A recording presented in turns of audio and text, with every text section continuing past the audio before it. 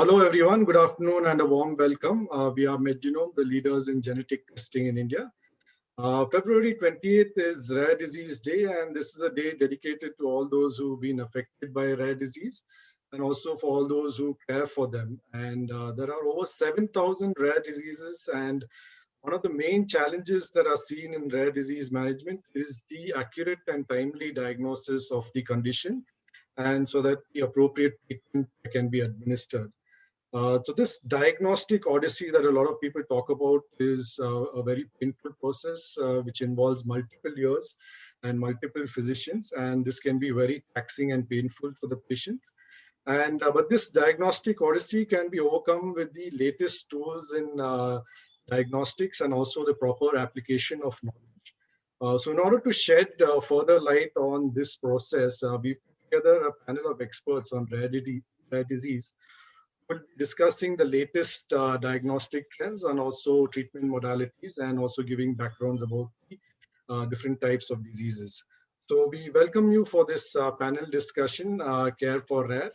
And our panel today comprises of the best of genetic diagnostics in India. We have firstly Professor I.C. Verma. He doesn't need any introduction for any of us over here. He is one of the doyens of clinical genetics in India, and truly a father figure to many of the leading geneticists in the country. He is currently the advisor and senior consultant at the Institute of Genetics and Genomics at Sir Gangaram Hospital, Delhi. And he's also a fellow of the Royal College of Physicians, London. He's part of the American Academy of Pediatrics, National Academy of Medical Sciences in India, and the Indian Academy of Pediatrics. He is, of course, a recipient of multiple awards, some of which are like PC Roy Award, ICMR, NAMS awards. And he is also the advisor on genetics for the WHO in Geneva, and also regional office of the WHO in Southeast Asia. So it's our privilege and our pleasure to welcome you for this session, sir. We look forward to your insightful thoughts on this subject. Next up, we have Professor Ratna Puri. She is the chairperson of the Institute of Medical Genetics and Genomics at Gangaram Hospital in Delhi. And she's one of the leading geneticists in the country, and she's a pediatrician by training and is known to take a keen interest in rare disease management.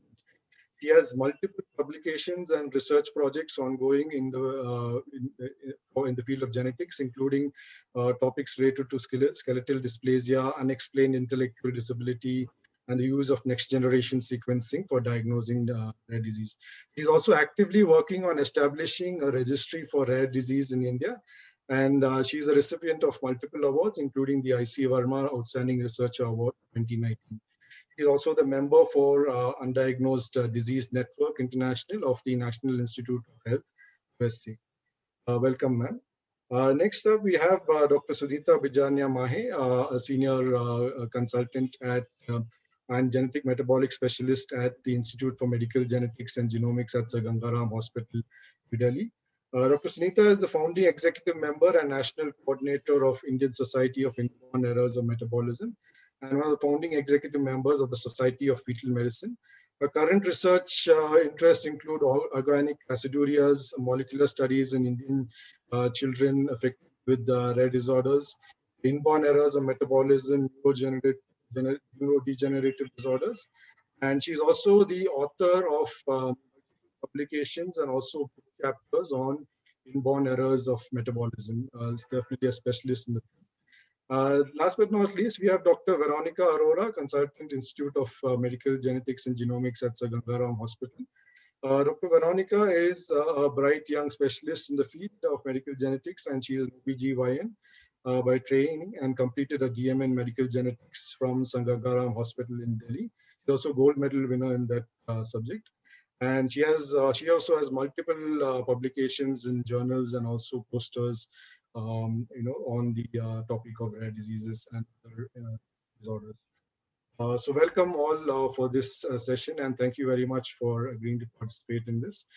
Before we start off, I want to inform the audience that if you have any questions or comments, you can type them out in the Q&A or chat window, and our speakers will address them at the end of the session or as we go along. A recording of the session will be sent out in a couple of days, and you can look forward to seeing talks. So without any further delay, I will now hand over the session to Dr. I.C. Verma and request him to take this panel discussion. Over to you, sir. Friends and colleagues,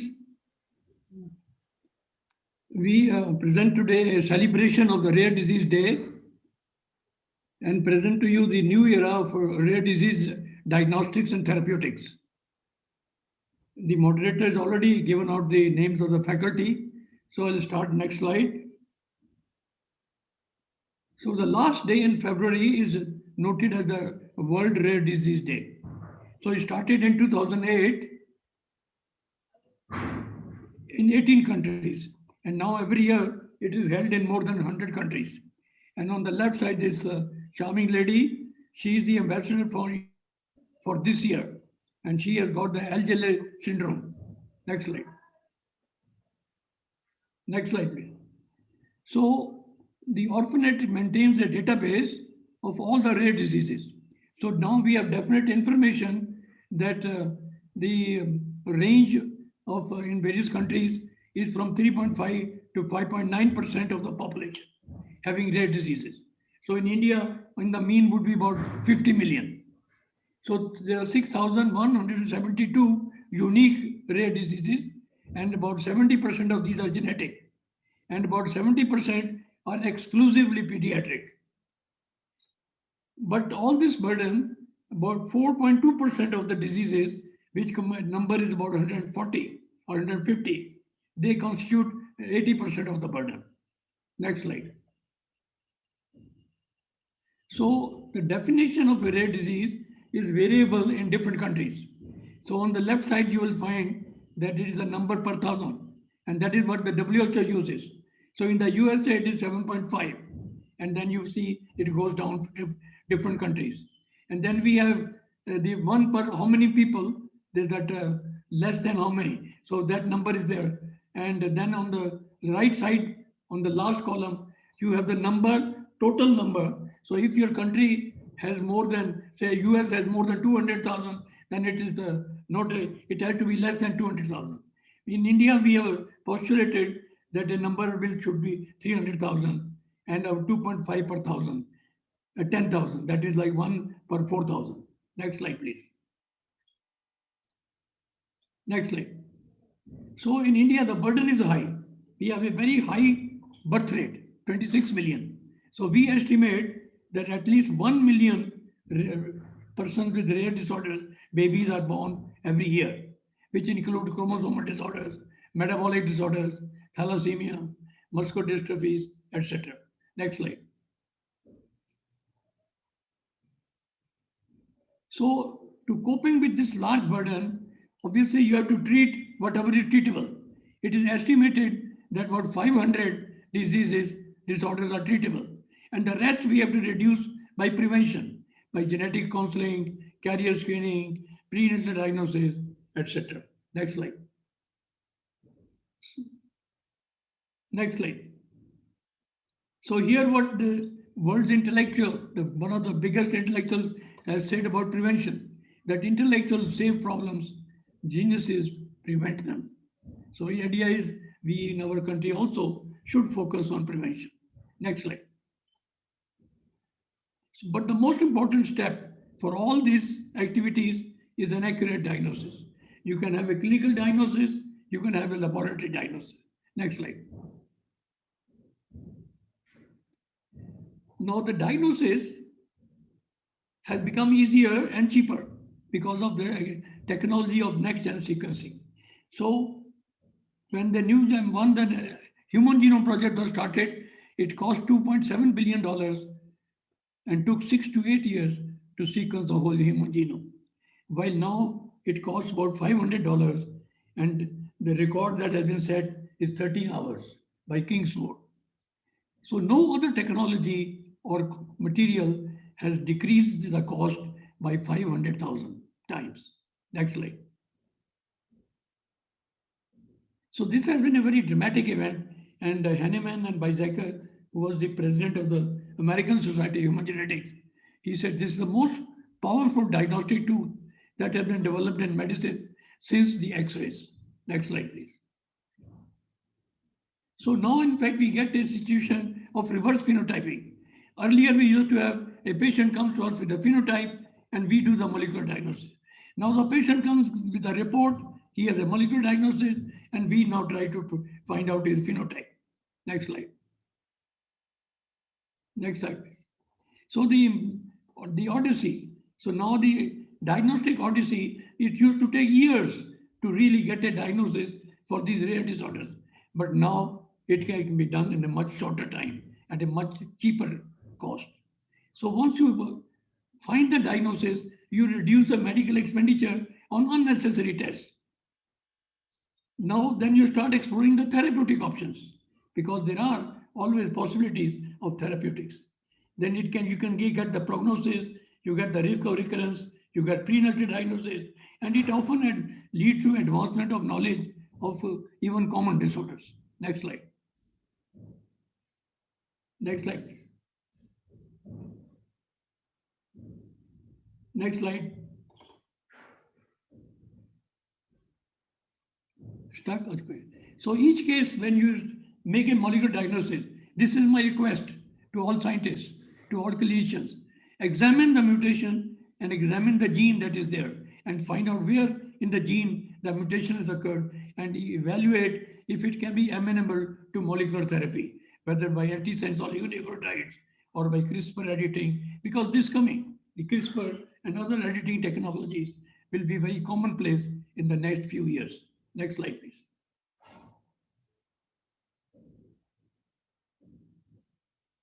So, Dr. Ratnapuri has taken the initiative to start a non-diagnosed disease program in India, a network in India. And let us see, it has been started in 3 places. And let us hope it becomes a real network and we can able to solve these difficult cases earlier. Next slide.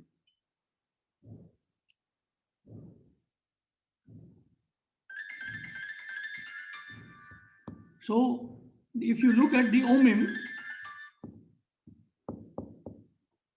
you will find that 26,000 genes have been described. But the phenotype with the molecular diagnosis known is only of 6,006. While there are others, we know the phenotype, but we don't know the molecular basis, like 1,500. And then there are some we suspect, but we don't know what it is. So there is a lot of unfinished agenda. And for you, the young scientists, there's a lot of opportunity for fame and glory. Next slide.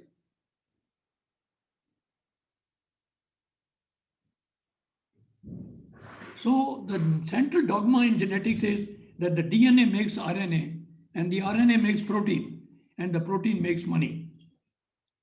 So all these technologies, all the 3 technologies, we have got therapies. We have the DNA therapy using the gene therapy, and 500 trials are going on in the world on gene therapy. Then we have the treatment by using RNAs, the SMA treatment, the spinal muscular atrophy. Then we have the enzymes, the LSDs, and so many others. Next slide. So the idea is now this. This is what the future lies in, that you make one vector, this is the blue one, and you put the gene, different genes into it for depending on the disease of the patient. So you have the one vector treating all types of diseases, but you just change the gene. So here's the gene therapy. That's what the future lies in, and people are working on towards it. Next slide. So I'm going to give only 2 examples. Spinal muscular atrophy. See, in the 80s, we used to see these patients in the wards with severe hypertonia, and we could not do anything. Then the gene was found, we were able to offer diagnosis, and we have been able to offer almost 2,077. This is up to 2016, and carrier screening in large number, prenatal diagnosis. But now you see at the bottom, you have the Spinraza at the left side, you have the Risdiplam from Roche, and then you have the gene therapy, you have the Zolgensma. So you find all the 3 therapies are there. Next slide.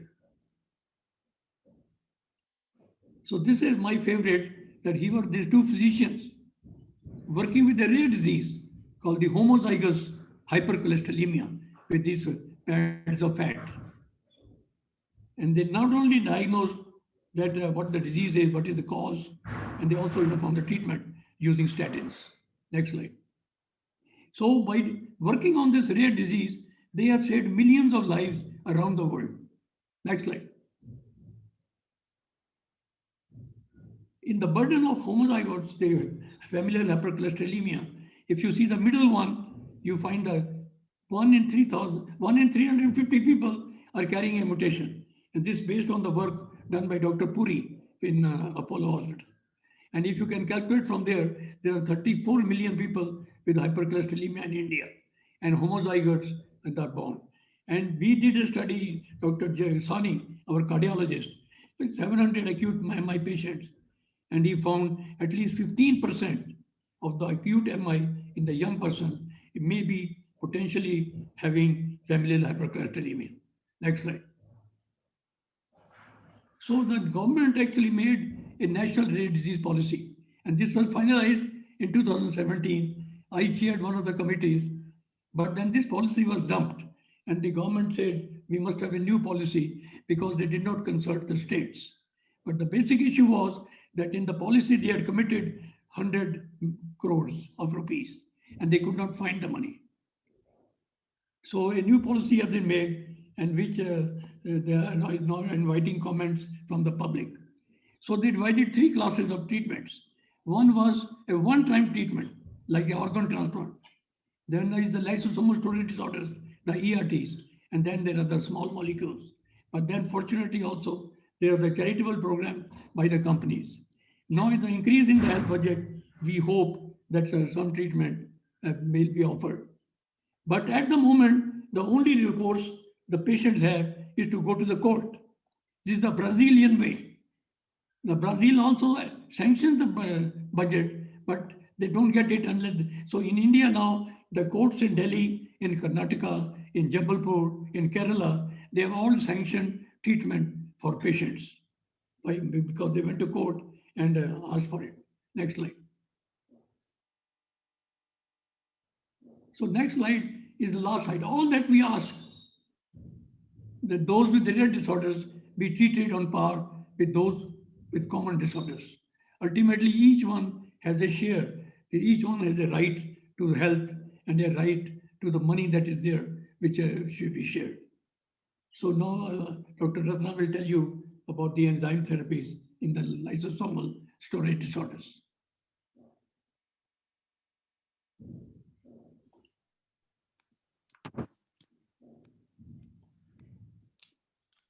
Thank you, sir, for a very nice introduction. I will now just put my slides. Give me a minute, please.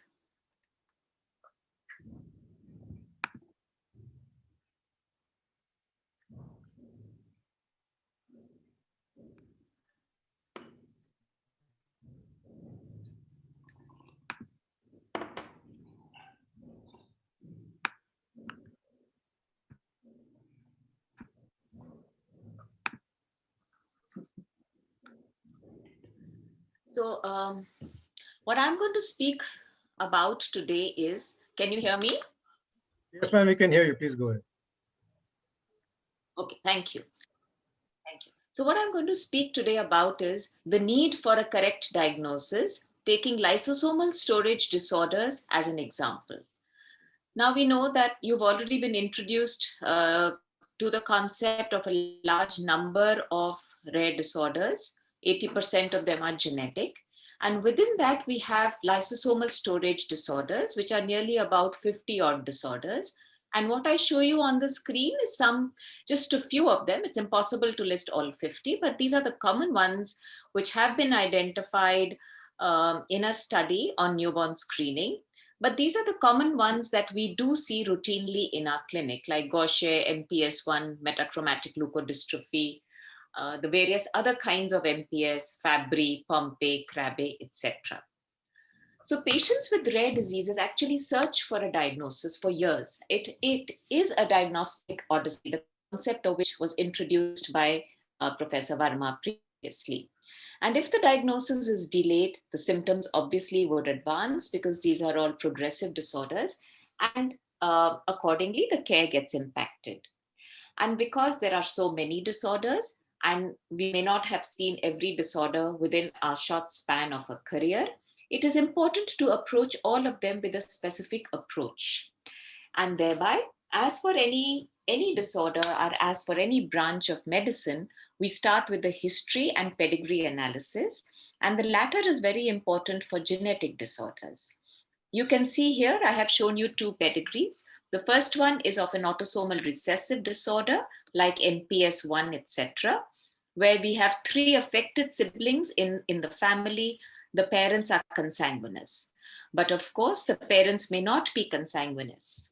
The other one is an X-linked recessive pedigree, like you have MPS 2 and Fabry disease. These are X-linked recessive disorders, where the females are carriers and the disease manifests predominantly in males. But it's important to understand the concept of the pattern of inheritance, but very important to appreciate that we do not want to wait for multiple affected individuals before making a diagnosis of a rare disorder. We must be able to make the diagnosis in the first affected child in the family. But this pedigree is only to show that you need to go into 3 generations at least to identify if there are other affected members in the family. Once you have done a pedigree analysis, we come to examination, and it's the head to toe examination, including all organ systems, and also additionally looking for dysmorphism. So we know that lysosomal storage disorders occur because of an enzyme block. And in that metabolic pathway, because there's an enzyme deficiency, there is storage of the precursor metabolites. And here you can see here, this is a histopathology of a spleen, which shows the storage cells, which are the Gaucher cells. And these, in most of the lysosomal storage disorders, are stored in multiple organs. And thereby, there is multi-system involvement. And you can see here, some of them present with hepatosplenomegaly, like Gaucher disease. You also have hepatomegaly in Niemann-Pick. Some of the mucopolysaccharides will have a large liver. You can have bone marrow involvement. This is an adult with Gaucher disease, where the Gaucher cells have actually eaten up the entire marrow of the bones here. A child with MPS 1 with craniosynostosis. Joint contractures in another adult with MPS 1. These are the angiokeratoma, so you can have skin involvement. We look at MRIs for some of the neurodegenerative disorders. Like this is a child with adrenoleukodystrophy. Similarly, you can identify Krabbe. You can suspect Krabbe and MLD on an MRI. The famous cherry red spot that you all know about. Dysmorphic facies, which will lead you to the fact that, yes, this is a storage disorder. This is a hand with storage, these little lumps that you can see in a child with Farber disease. And you have involvement of the heart, like in infantile Pompe, or later on in children with mucopolysaccharides. So you have these clinical clues. You can achieve some form of a differential diagnosis based on these clinical clues of dysmorphism, organomegaly, the angiokeratomas that are present on the skin, the cherry red spot, which is found in some lysosomal storage disorders. And with each clinical clue, the disorders are noted in the slide. Then you look specifically for a startle response. Just clap while the child is there from behind, and it will give you a clue for Tay-Sachs. The presence for oculomotor apraxia, which is very obvious in this child with Gaucher type 3. And of course, spasticity and neurodegeneration in disorders like MLD or Krabbe or GM2 gangliosidosis. Then we would do radiographs, because the presence of dysostosis, as you can see in these bones, proximal pointings in the metacarpals, the little spinous processes that you see in the lateral view of the vertebrae, the J-shaped sella, is seen in some of MPS, GM1, multiple sulfatase, and oligosaccharide disorders. So once you have suspected, say, now let's take mucopolysaccharidosis, you have to establish the exact type.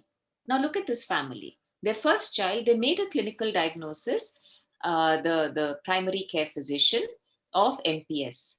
But we know that there are so many types of MPS. There are 6 types of MPS, MPS 1 to 7 with no MPS type 5. So they did not establish. A second child was born with the same disorder. Again, the kind of MPS was not established, so that when they come and the children died, they had a limited lifespan. So again, prenatal diagnosis, though we knew that prenatal diagnosis could be established, but because we had not confirmed what kind of MPS it was, it is very difficult to make a diagnosis. So first we can differentiate based on the clinical phenotype of hepatosplenomegaly, corneal clouding, bone involvement, the presence of coarse facies and intellectual disability, the various kinds of MPS.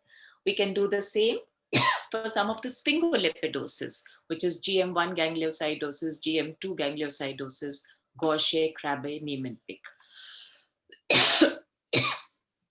based on the various differentials in this table. So once you have said, okay, this is what I think it is. Say if I say it's MPS, we would do the MPS screen. I would do the total glycosaminoglycans in the urine and the electrophoresis.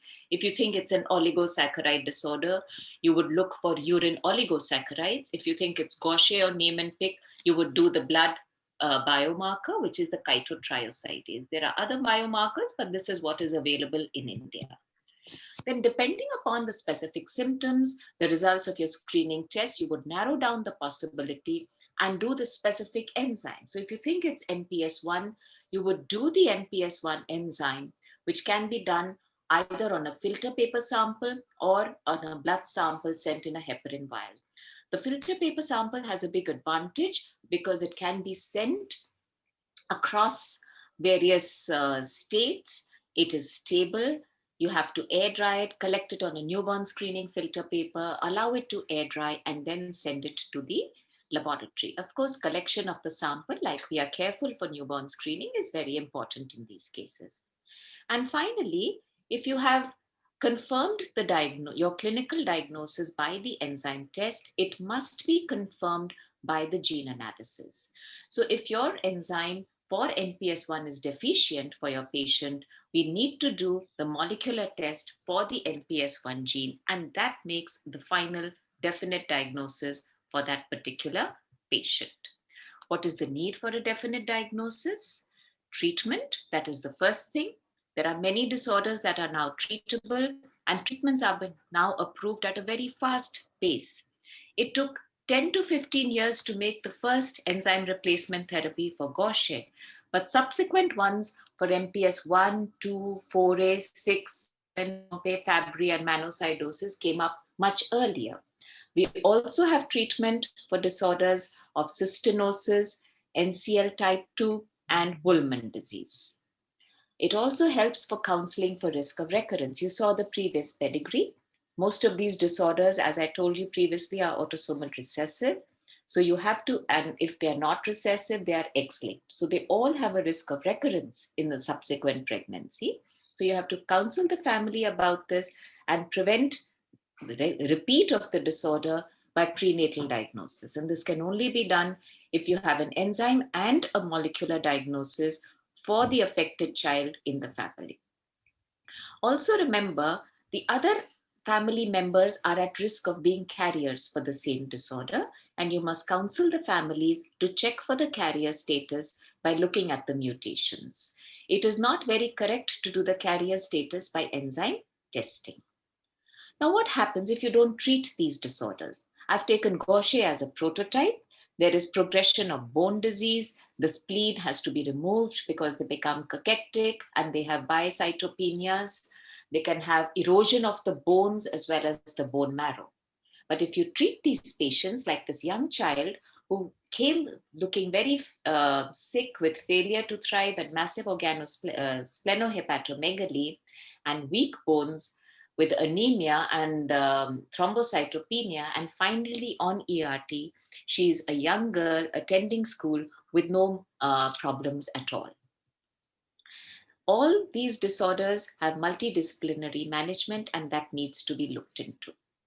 So I would like to conclude by saying that a precise diagnosis is very important. It needs to be done during the lifetime of the patient. Some of these children have limited life. So please make sure that when you make your diagnosis, you've gone to the end of making a precise, definite diagnosis.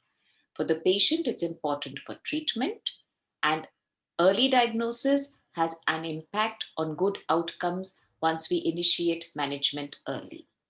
This is also the era of precision medicine. A definite diagnosis, the kind of mutation can help us in therapy. And we also have a large number of clinical trials, and the patient can be inducted into them if you have a specific diagnosis. For the family, it really is an end to a diagnostic odyssey of years of going from pillar to post, trying to understand why their child is not well, understanding the recurrence risk, and the best option of prevention of recurrence. So, on the whole, for rare disorders, making a diagnosis is really inspiring to innovate more, to manage these disorders and prevent recurrence of these disorders for that family. Thank you very much. We now will have Dr. Veronica Arora speaking on the diagnosis. What investigations do you do to diagnose the disorders from the plethora of investigations that are available today?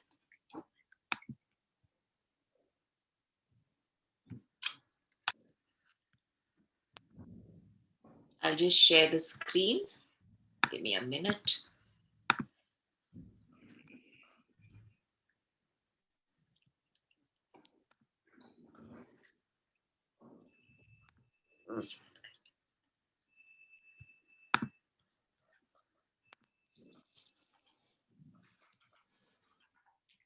Good afternoon, everyone. Can you hear me? Yes. Yes, we can hear you. Please go ahead.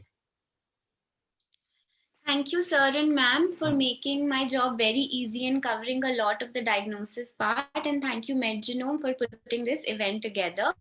So I'll be covering the diagnosis of rare disorders, what to test and how to test.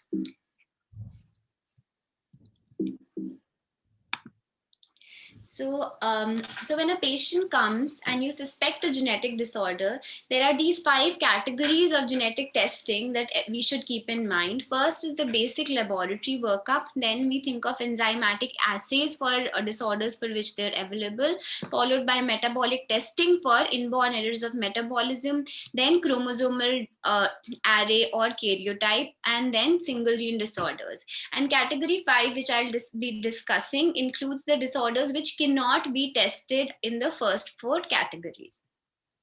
So first and the foremost is basic laboratory testing. This is before any genetic workup. I will discuss this by using 3 examples. So first is if we have a child who comes to us with frequent falls and difficulty in walking, before thinking of a diagnosis of a muscular dystrophy or a myopathy directly, we need to establish what we have clinically suspected.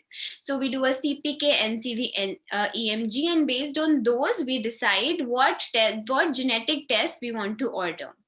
Then secondly, if we have a child with seizures, we do an EEG, know the type of seizure, and if we have a particular pattern which suggests a particular genetic disorder, we can go for that testing and not for that targeted testing. For example, also if we have a child with failure to thrive, we can do a complete blood count, anti-TTG for celiac disease, a basic immunological workup before directly jumping to a whole exome sequencing or the genetic testing. Secondly, we come to metabolic tests, which look at disorders of metabolism, that is the inborn errors of metabolism. These should be suspected in individuals or in children, adults or children who present with poor feeding, refusal to feed, periods of difficulty in consoling, vomiting, failure to thrive, tone abnormalities, breathing abnormalities, altered mentation, or even a cardiomegaly and arrhythmias. So the basic tests that we need to do are for all individuals in which an IEM is suspected include plasma glucose, it should be fasting, lactate, electrolytes, and arterial blood gas, urine ketones, and plasma ammonia. Then following this, if we suspect a particular disorder, then we can go for the second tier testing, which plasma homocysteine, a tandem mass spectrometry, a urine gas chromatography mass spectrometry. So the tandem mass spectrometry basically looks at acyl carnitines and amino acids and is useful in diagnosis of various screening of various disorders like fatty acid oxidation defects, urea cycle disorders, and also organic acidureas. For a better test for organic acidureas, we can also do a urine GCMS. It is important to note that all these tests are available in India, and the urine GCMS, we are doing at our center as well. The other tests which are part of the metabolic workup include transferring isoelectric focusing and VLCFA, which are now focused at congenital disorders of glycosylation and peroxisomal disorders. The other category I mentioned was enzymatic testing, which can be done for disorders in which it is available. For example, the largest group is the lysosomal storage. We do the enzyme, and then we can do a targeted genetic confirmation. So this slide again shows that the first tier of test in all patients with unexplained ID, which includes 60% of treatable IEMs, include, as I just mentioned, those tests. So now coming to the category, the broad categories of genetic testing, that includes the chromosomes, and on chromosomes are present the genes. So the chromosomal testing and the single gene disorders testing. So the FISH test, the FISH test is basically done where we have one specific diagnosis. It's a targeted testing for a specific diagnosis. For example, we have FISH probes which are available for Williams syndrome, DiGeorge syndromes, etc. Then we have a karyotype which looks at all chromosomes, whereas FISH was targeted. So the karyotype has a resolution of around 5 to 7 MB, which looks at gains and deletions of 5 to 7 MB and translocations as well, or marker or ring chromosomes. So for those indications, we do a karyotype testing. If we are suspecting gains or losses which are even smaller, and a better test than karyotype is a chromosomal microarray, so that it will look at micro deletions and micro duplications. So in a karyotype, you can look at macro gains or losses, and in a chromosomal microarray, we look at micro, the smaller deletions and duplications. So as a norm, we report deletions of more than 200 and 200 kb and duplications of more than 400 kb on chromosomal microarray analysis. So there's a lot of difference from kb to MB in the resolution of a karyotype and chromosomal microarray. For the single gene, so once we have a child, for example, with intellectual disability, and we don't have a diagnosis, and we do a chromosomal microarray, we have a diagnosis in about 20 to 35% of these children. So after that, what do? We think of single gene disorders, and if we can point out to one disorder, for example, if we have a child with severe anemia and requirement of blood transfusion, and we're thinking of thalassemia, we can do Sanger sequencing looking for the common genes of beta thalassemia, that is HBB gene sequencing by a method called Sanger sequencing. So if you're very sure that you have a disorder which is caused by a single gene, and the gene is also small in size, we can do something called Sanger sequencing. If we have a single gene disorder which is caused due to multiple genes, the methodology used is the next generation sequencing. So now we have seen the chromosomal disorders and the single gene disorders. So the SMA and the DMD, so do we test these by chromosomal microarray karyotype or by exome? The answer is no. We have a different test which is known as the MLPA, multiplex ligand probe amplification. So this test looks at number of copies of an exon or number of copies of a gene, and thus this is the best test for detecting deletions and duplications. So if you suspect spinomuscular atrophy or Duchenne muscular dystrophy in a child, the best test to order is MLPA for that particular region. It detects both carriers as well as affected individuals. So now after discussing the common disorders like SMA and DMD, for which we do MLP, now we come to chromosomal disorders. So when do we really suspect chromosomal disorders? So in a prenatal setting, we suspect chromosomal disorders in presence of intrauterine growth retardation or structural malformations. And we also suspect an individual with recurrent pregnancy losses, unexplained intrauterine death. If we have a child, we suspect a chromosomal disorder if the child has global developmental delay along with facial dysmorphism, or there is unexplained short stature, ambiguous genitalia, and chromosomal disorders also account for certain malignancies like CML. So now we come to our first group of disorder, a group of presentation where a child would have intellectual disability and dysmorphism. So what test to really order? So as ma'am said, you first clinically diagnose the child, clinically look at all the signs and symptoms which will help in diagnosis.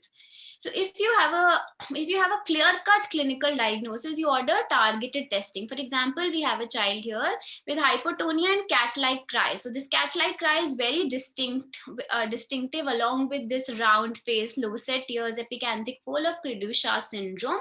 So for this, we know there's a large deletion of deletion of the fifth small arm of chromosome 5, and so we can order a karyotype for this syndrome. So because we know that this would be caught in a karyotype.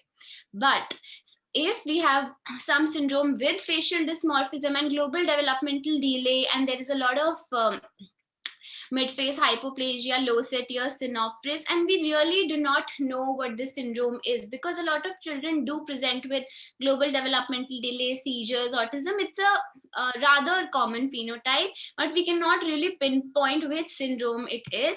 So then we perform a chromosomal microarray. So in this child, we performed a chromosomal microarray which showed a genomic deletion of 228 kb on chromosome 9q34, which we can see on the array. And so the picture on the right is the picture of a chromosomal microarray which shows deletion of a part of the ninth chromosome, and this is known to cause the Clear syndrome. So this is a microdeletion 9q34, which would have been missed on a karyotype. But it is important to remember that if you're not very sure of your diagnosis, for example, in that Credusha's child, you can still order a microarray, and the Credusha would have been caught on the microarray as well. So basically, is a better test in case of chromosomal disorders, except when performed in normal people. For example, if you have a couple with recurrent pregnancy losses, you only perform a couple karyotype and not a microarray. So coming to single gene disorders. So in single gene disorders, we've already discussed about Sanger sequencing. So the other available tests are the panels, which I'll talk about, then a clinical exome, and in a clinical exome, we only look at all the disease-causing 2000 genes. And in a whole genome, we look at all the exons and introns, the whole genomic material. So the cost is very high. A balance of this is the whole exome sequencing, which is coming up rapidly as the test of choice for single gene disorders. So there is a balance in the cost and the information provided by the whole exome sequencing. So now coming to panels. So panel tests for group of genes known to cause a specific phenotype. So we have panels of retinitis, for metabolic disorders. So if you have a group of disorders in mind you'd like to look at, you can order a panel. Generally, the coverage and depth of genes in a particular panel is very good. Coming now to clinical exome sequencing. When do you order a clinical exome sequencing? When you have a specific phenotype in mind, but that phenotype is caused by more than one gene. For example, we had a 13-year-old girl who was referred to the clinic for evaluation of short stature and pain in the lower limbs and difficulty in walking. On evaluation, the findings were consistent with hypophosphatemic rickets, but we know there is a dominant variety and there is an X-linked variety. In view of absence of a family history, we did not know which variety of rickets was this, because it's difficult to establish just clinically. So we ordered a clinical exome sequencing, and finally a diagnosis of autosomal dominant hypophosphatemic rickets was established. So when you have a specific diagnosis with multiple genes, we can do a clinical sequencing.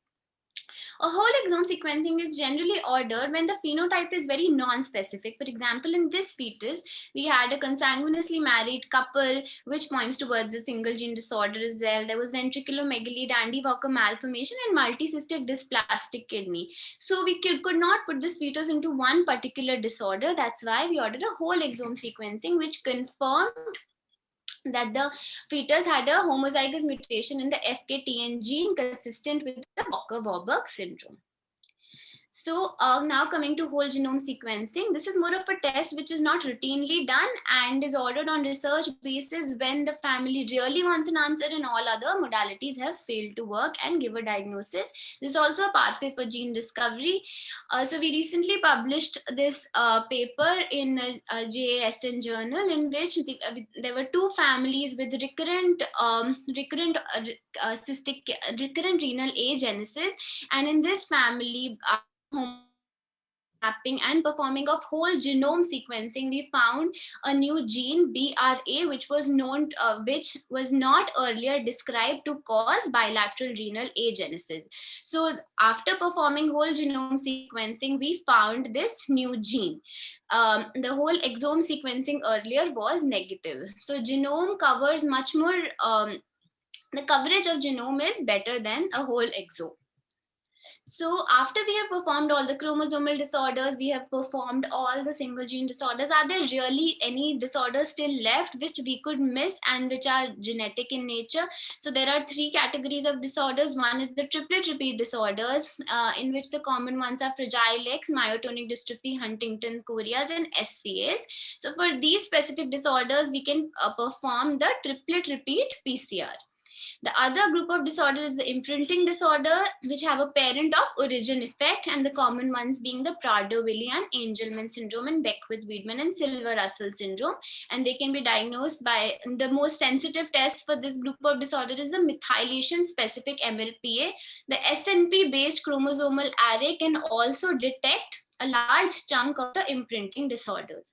The third group of disorders which cannot be tested by routine genetic testing is the facioscapulohumeral dystrophy, for which Western blotting is done, and it is not readily available in India. So now coming to the prenatal diagnosis. So I will not be touching on the amnio and CVS, but this is one family in which there was autosomal dominant cardiomyopathy, which was diagnosed in the fetus. And after that diagnosis in the fetus, we came to know that the mother also had cardiomyopathy, and there was a big family history of cardiomyopathy also. So in the next pregnancy, they went for IVF, and now they have a healthy baby. So last but not the least, we have certain newer tests which are non-invasive in nature. The very popular non-invasive prenatal screening test, in which the baby's DNA can be extracted from the maternal blood, and aneuploidy and migration screening can be performed on that. A similar test can be done on patients with malignancies, in which the tumor DNA can be extracted from the blood of these patients, and next generation sequencing can be carried out on the same. So this is a good and non-invasive alternative for biopsy in malignancy patients. So that is all from me. And now I would like to invite Dr. Sunita Bijania to introduce to us the very exciting and the relevant topic of treatment of genetic disorders. Over to you,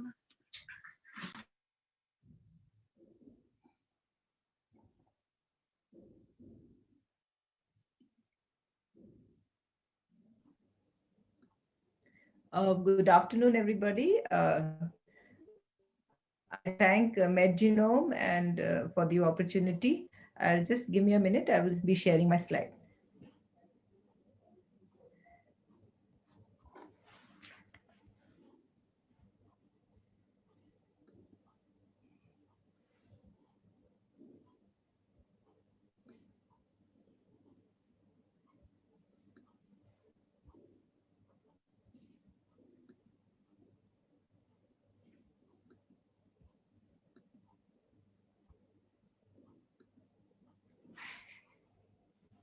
So I see that the discussion has gone off for quite some time, so I'll try to be brief in my presentation. So we'll just talk about the principles of treatment.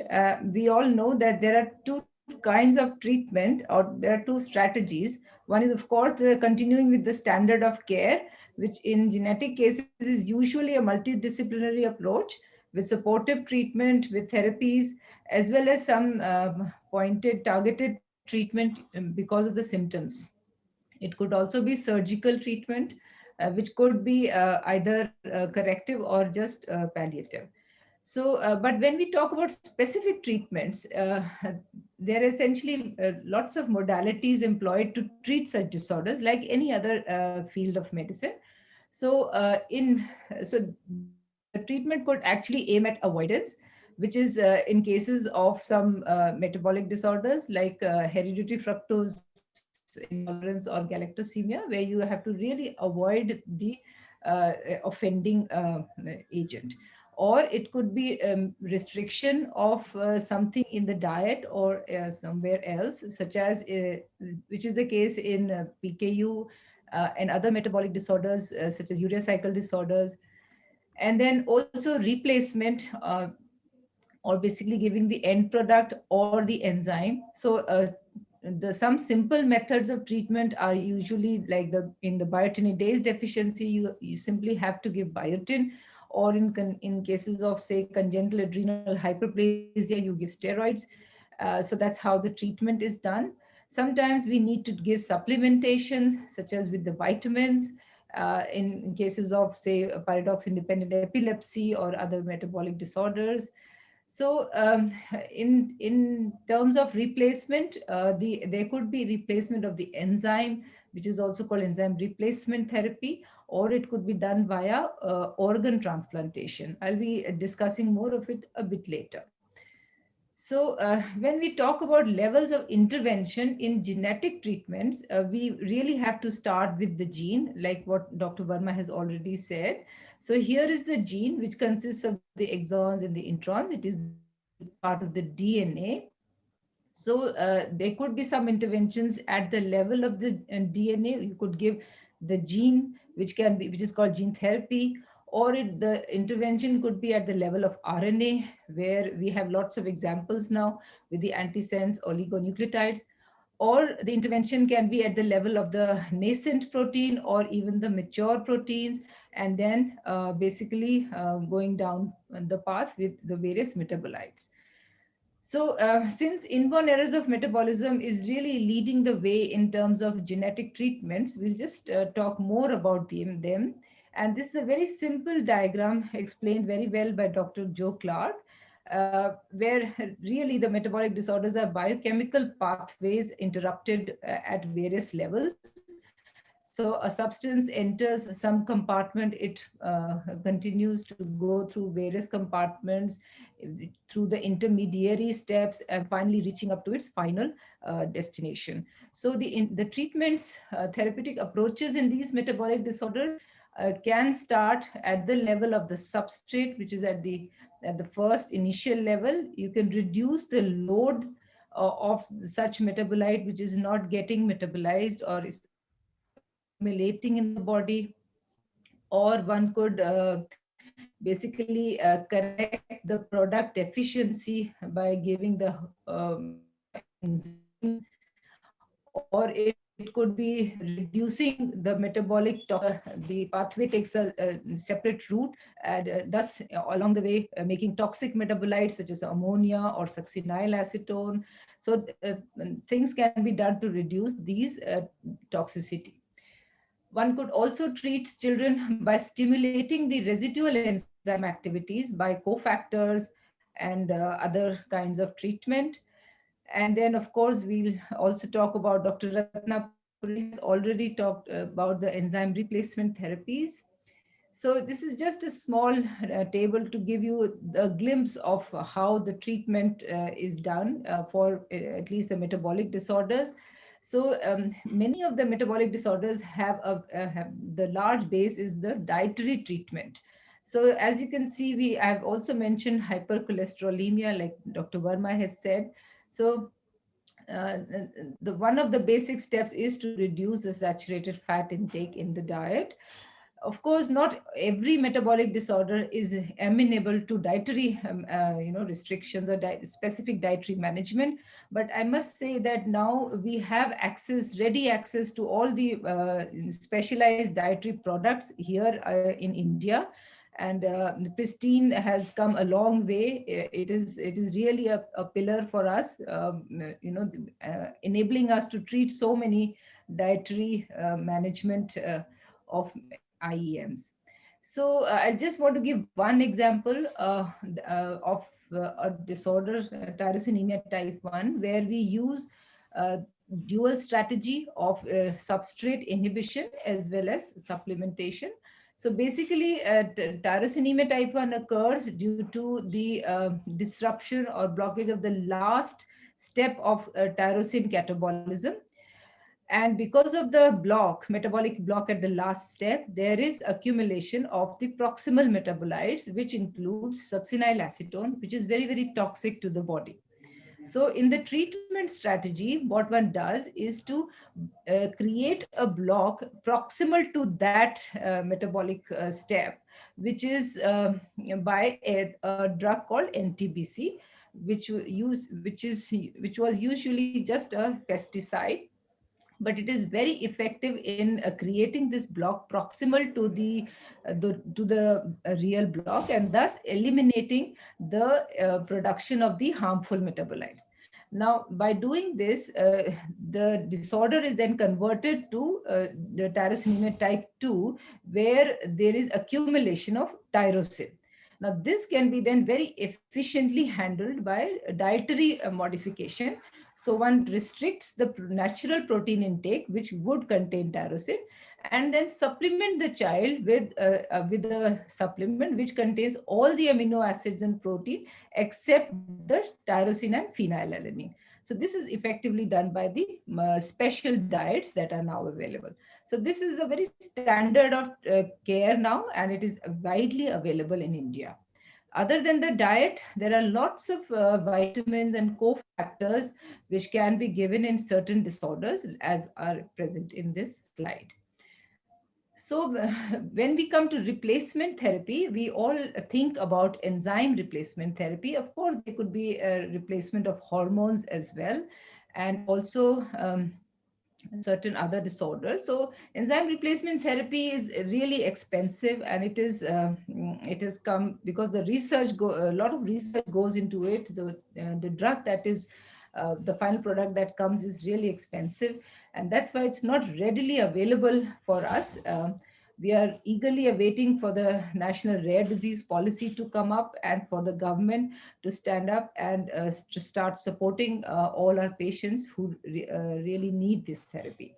So other than the enzyme replacement therapy, one could also do organ transplant therapy for certain specific indications. It's not as if it is the answer for all, but say, for example, hematopoietic stem cell or bone marrow transplant is indicated in patients with Hurler syndrome, in the infantile malignant osteopetrosis, in many of the primary immune deficiency disorders. Then we can also do liver transplants in metabolic disorders such as tyrosinemia, MSUD, many of the urea cycle disorders, propionic, and PFIC, etc.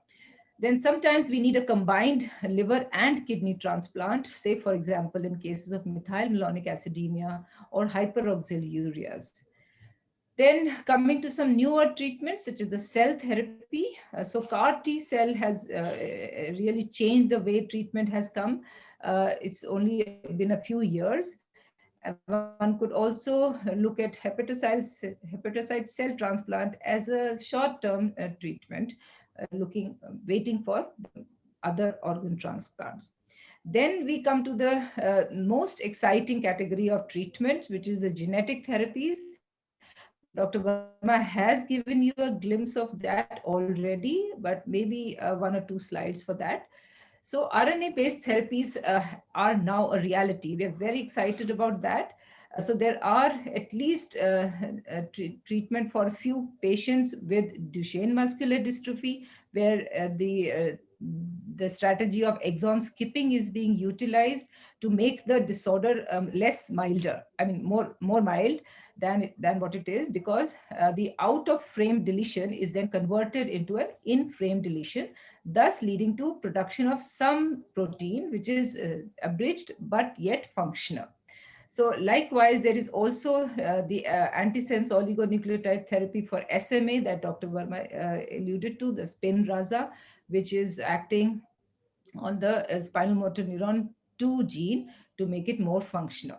So also we have the now availability of treatments with the PTC read-through therapies, the premature stop codon or termination codon read-through therapies that are available, which will become even better as we go along. Then we have the gene therapy, which could be both ex vivo and in vivo. And so the ex vivo therapy entails that the cells are taken out of the body, and then the gene therapy is introduced. And then, so the gene therapy happens outside of the body and then reintroduced. This is the strategy that is now latest being employed in sickle cell anemia. And where in the in vivo therapies, we have already the FDA approval for the treatment for RPE65 retinitis pigmentosa, as well as the Zolgensma for SMA. So it's a very nice article, recent article in Nature Communications, where it gives the history of genetic therapies. Although the ball got rolling for gene therapy more than 30 years ago, but after 3,000 clinical trials, and as Dr. Verma said, 500 are still ongoing, we still have something on the plate. So starting from 2016, when we had the FDA approval was achieved for Spinraza for SMA, then we had the CAR T cell therapies in 2017, and then the gene therapy was approved for SMA as well as retinitis pigmentosa. These are some therapies which are still in the experimental stages, but are very near their execution. And then in the future, one could look forward to personalized therapies, as well as for some epigenomic editing, even for common disorders such as asthma. So we have a lot of exciting things in the future to look out for. So apart from the specific therapies, one must never forget the supportive treatment, because that's something that is in our hands and that can improve the quality of life. Of course, teamwork does work, and we have a lot of social support in our country as well, with lots of support societies working with us as well as with the families. One must never forget genetic counseling of other family members who may be at risk for prenatal or even just carrier screening. So I would like to conclude this entire presentation by saying that rare diseases are not really or collectively rare, as Sir has already said. They are at least 5 to 7% of the entire disease load. And then some form of treatment is there for all. One must remove this, and thinking amongst us that they are not treatable. Of course, early and accurate diagnosis is critical for early intervention and for best outcomes.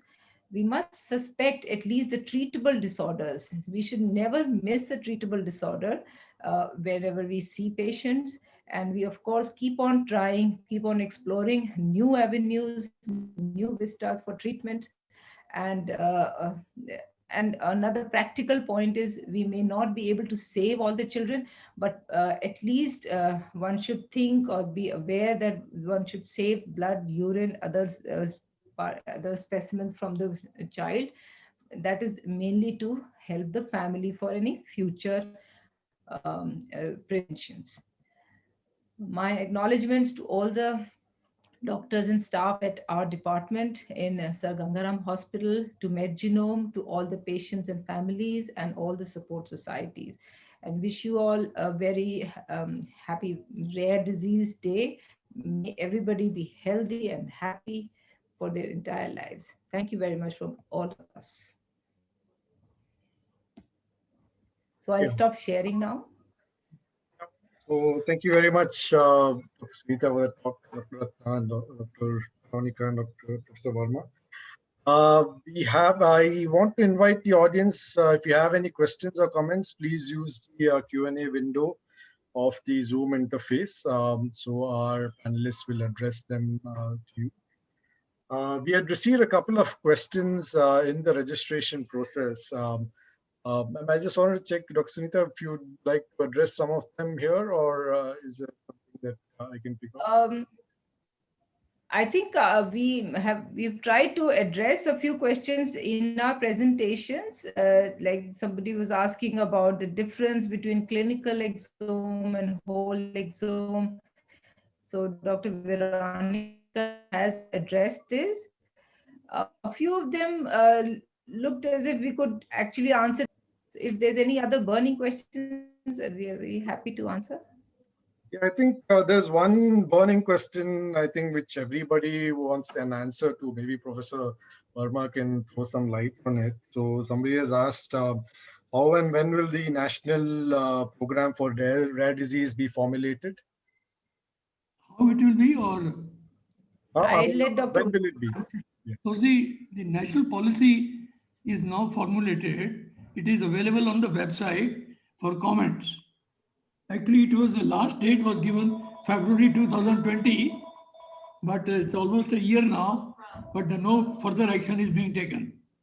So that's where it is. So people patients who are suffering, they go to the courts and get the courts, the judges take a human view and advise the government to give them treatment.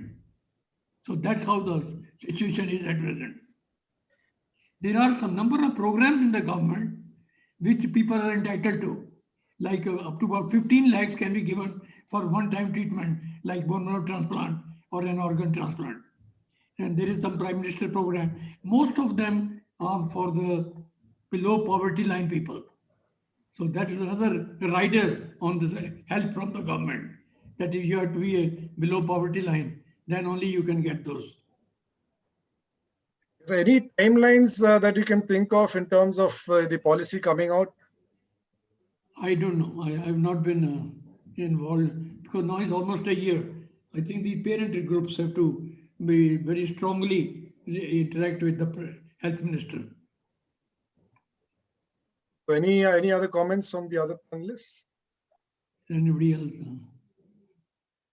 Because I thought that the comments of the public has already been taken. But when I went on the website, I saw it is still lying there. Okay, fair enough. Just another question on clinical and whole exome. So somebody is asking, what do you mean by depth when it comes to clinical and whole exome? And is it? I mean, when do you what? If you could elaborate on that particular concept? Veronica, would you like to take that? So the whole exome sequencing looks at the 20,000 genes that are present in the genome.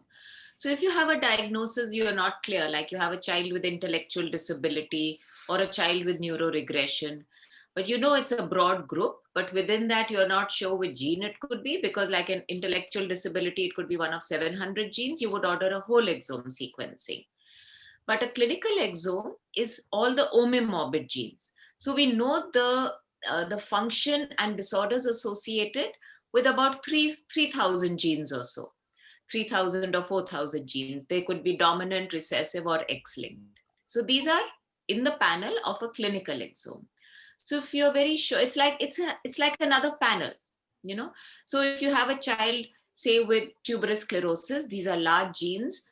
There are two genes, TSC1 and TSC2. Then you could order a clinical exome. Because if you do Sanger sequencing, it's much more expensive. It becomes cheaper and more cost effective if you do a clinical exome.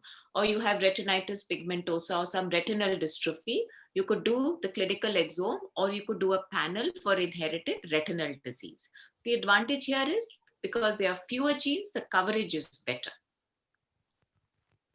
But you know, my own feeling now is that better to take the whole exome, because the cost difference is not too much. The world is now moving towards whole genome. If you hear talks in the US, all these big NIH, etc., they talk only of whole genome. All their research is whole genome. Because you cover CNVs in the same, you cover the Perkin-Hammer noise offering, even this triplet repeats on this whole genome. So there are, so the whole genome is one test. If you have it negative, most likely there is no genetic disease. With this exome and all, you still doubt there could be a genetic disease. So this is very important in the Queen's program in the newborn. They are very sick children. You do a whole genome, you find an answer. If you don't find an answer, it's not genetic. Look at non-genetic causes. But we are a bit far off because our technology, the companies are not yet experienced in the whole genome because there's a lot of variants. Number two is, of course, the cost. So I think the costs are always coming down, as you showed in the graph. So hopefully, I think in a year or two, couple of years, yeah, exactly. There are just one or two questions on disease-specific factors. So there's one on, is there any therapeutic option for treatment of neural ceroid leukofusiosis with homozygous deletion of CLN3 gene? what is the disease again? Is there any therapeutic option for the treatment NCL. of neuronal ceroid lipofuscinosis with homozygous deletion in CLNN3 gene? I think we'll probably have to take that offline, maybe. Not yet. Not yet. There's no treatment for NPL3 as yet. There is enzyme replacement for the type 2 NCL, which is different from this gene. Okay, sure. Any phenotypic features in DST, as most of the time we come up with normal karyotype? In GST, GST or DSD? DSD. What? DSD. Duchenne's. Disorder of sexual differentiation. DSD. The karyotype is only to determine. Yeah, the karyotype is to determine whether it is XX or XY. It is a single gene disorder. So finally, depending upon what are we thinking of, is it a androgen insensitivity, or is it a 5-alpha reductase, or is it a mixed gonadal dysgenesis? Accordingly, one then would be a single gene disorder. You do a whole exome. You don't expect to identify the cause on a karyotype. The karyotype is only to ascertain the sex of the patient, the gonadal sex of the patient.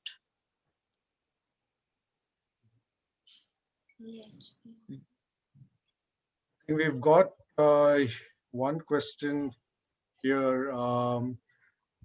So one of the participants would like to ask the panelists to comment on consanguinity and genomics. well, it is well known. Okay, so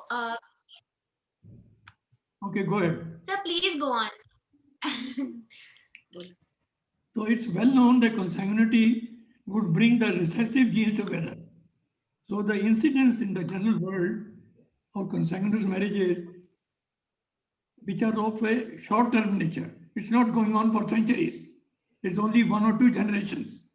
Then the incidence increases 1.5 to 2 times the normal non-consanguineous population. But in populations like South Indians, among the Muslims, where it has been going on for centuries, the incidence is much lower than this 1.5 twice. But it is certainly higher than the non-consanguineous. I don't know whether that answers your question. Any other comments from the other panelists?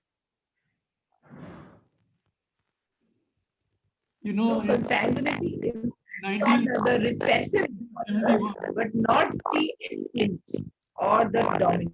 Your voice is a little bit unclear. If you could just speak up a little. So I will tell you, in 1971, just saying that, yeah. In 71, I met Dr. Gopalan, who was the Director General of ICMR. So I told him, let us do some research on consanguinity. He said, in 10 to 15 years, it's going to disappear. because people are traveling from their place, but it has not disappeared at all. It's the same that it was 20 years ago. So these customers, so it is not, if it's very harmful, it would have disappeared, but it is not that harmful. So so the good test is the carrier screening. So if you are consanguineous, do the carrier screening in the husband and wife and see if any bad genes are occurring in both of them. Then certainly you can do a prenatal or pre-implantation. But there's not, this marriage is going on for centuries, the incidence of disease is less. Okay. Dr. Sunita, ma'am, any, you'd like to add something there? This is fine. Okay. I think we have one more question. I think this is more a case-specific question. Any other final last comments on rare disease and its diagnosis from the panelists? Well, I think NGS has shortened the Odyssey. So eventually, you know, in a couple of years, we'll come to a whole genome sequencing. So this has made the life easier for the patients and the doctors. And we must thank the biotech industry, all these testing companies who have set up the technology.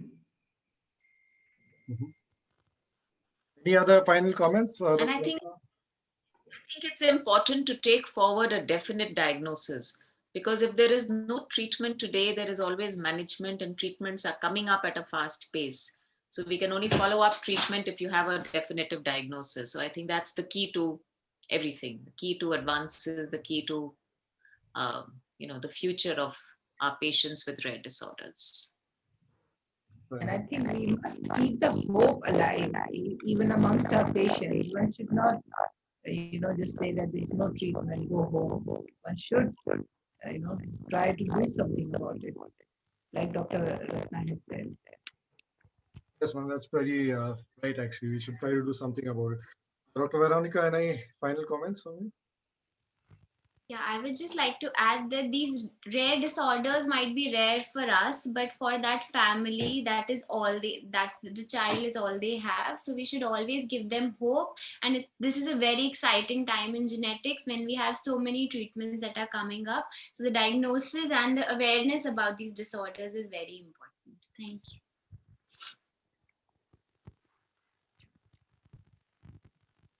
I think we have maybe one or two questions, if time permits. Can I address them? Okay. Is there any panel for metabolic myopathies, suspected glycogen storage of fatty acid disorders?